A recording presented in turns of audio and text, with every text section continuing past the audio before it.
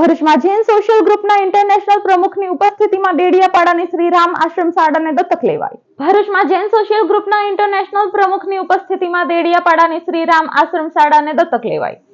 શ્રી મુંબઈ જૈન યુવક સંઘ 97 વર્ષ જૂની સંસ્થા પર્યુષણ પર્વ પર દર વર્ષે આવતા દાનમાંથી ગુજરાતના અંતરિયાળ વિસ્તારની શૈક્ષણિક સંસ્થા દત્તક લેશે। વર્ષ 2025માં ડેડિયાપાડાની શ્રી રામ આશ્રમ શાળાને દત્તક લેવાઈ હતી અને અન્ય ફંડ ₹51 લાખ આ શાળાના વિકાસ પાછળ ફાળવવામાં આવ્યું હતું।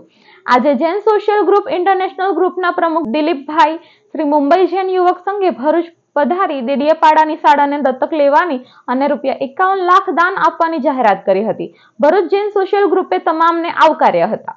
આજે અમારા માટે એક સુંદર પ્રસંગ છે કે શ્રી મુંબઈ જૈન યુવક સંઘ જે 90 વર્ષ જૂની સંસ્થા છે એ અહીંયા આગળ અમે એક આદિવાસી સ્કૂલ એડોપ્ટ કરીએ છીએ અને એને ફાઇનાન્શિયલી મોટો સપોર્ટ આપવા આજે આવ્યા છે। I will request doctor Sejalben to say more on this.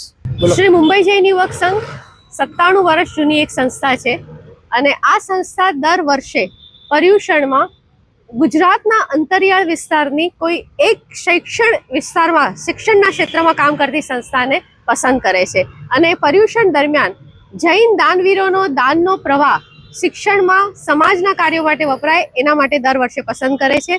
2025માં આ અનુકંપા પ્રોજેક્ટ હેઠળ અમે દિલીપભાઈના માર્ગદર્શન હેઠળ ડેડિયાપાડામાં આવેલી શ્રી રામ આશ્રમ શાળાને પસંદ કરી અને એ વર્ષનું સંપૂર્ણ જે દાન ભેગું થયું છે એ રામ આશ્રમ શાળાના વિકાસ માટે ઉપયોગમાં લેવામાં આવશે।